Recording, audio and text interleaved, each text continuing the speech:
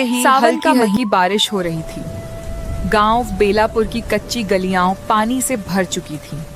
खेतों में धान की हरियाली लहरा रही थी। दूर कहीं मेंढकों की आवाज सुनाई दे रही थी। गांव के बस स्टैंड के पास एक छोटी सी टीन की छत के नीचे रोज एक ठेला लगता था।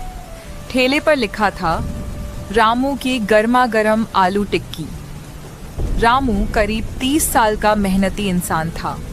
उसके हाथ की आलू टिक्की पूरे गांव में मशहूर थी।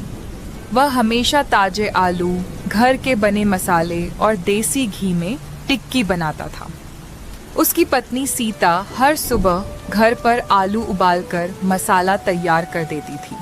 उस दिन सीता ने कहा, आज बारिश बहुत तेज है, अगर ग्राहक नहीं आए तो?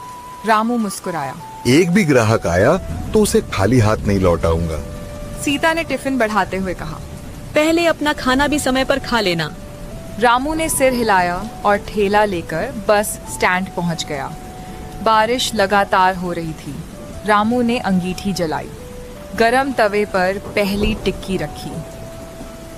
घी की खुशबू चारों तरफ फैल गई, लेकिन आधा घंटा बीत गया, कोई ग्राहक नहीं आया। रामू आसमान की तरफ देखकर बोला, लगता है आज बारिश मेरी परीक्षा ले रही है। तभी गांव के डाकिया हरि काका छाता लेकर वहां पहुंचे।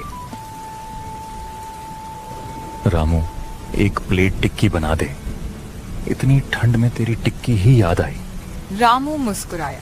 अभी बनाता हूँ काका। हरि काका ने पहला निवाला खाते ही कहा, वाह, मजा आ गया। इतने में बारिश और तेज हो गई।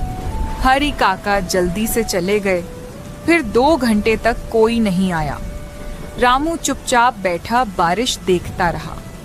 शाम होने लगी।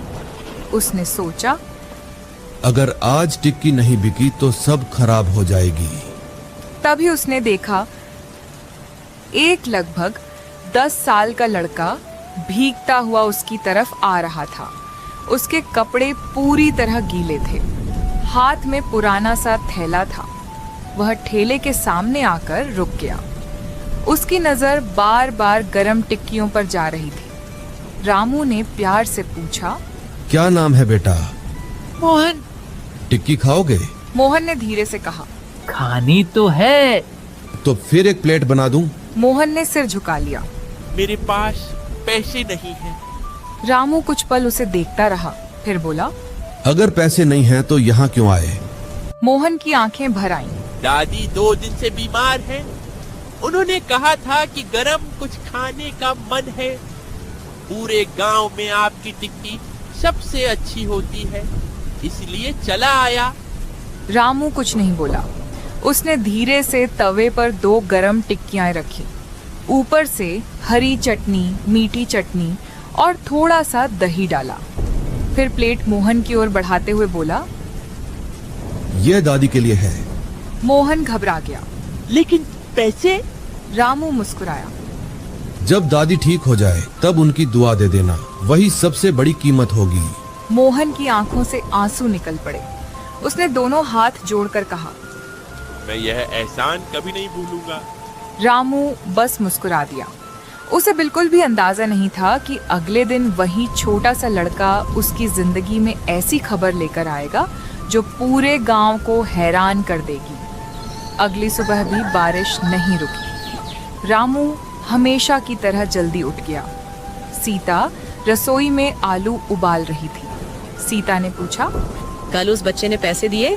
रामू मुस्कुराकर बोला, नहीं। सीता ने फिर पूछा, फिर भी तुम खुश लग रहे हो।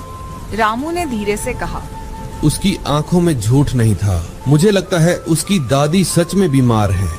सीता ने मुस्कुराते हुए कहा, इसीलिए तो पूरा गांव तुम्हें पसंद करता है। रामू ठेला लेकर फिर बस स्टैंड पहुंच गया।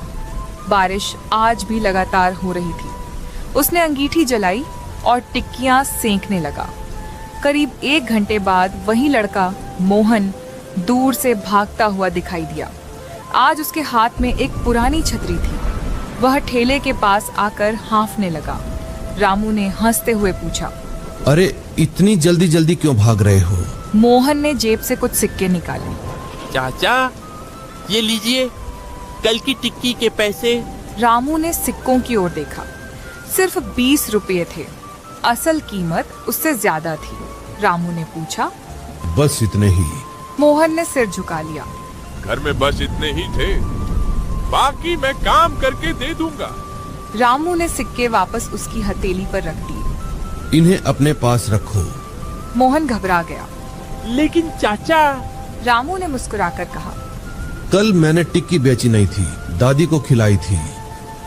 मोहन की आंखें भर आईं। उसी समय पीछे से एक कमजोर आवाज सुनाई दी।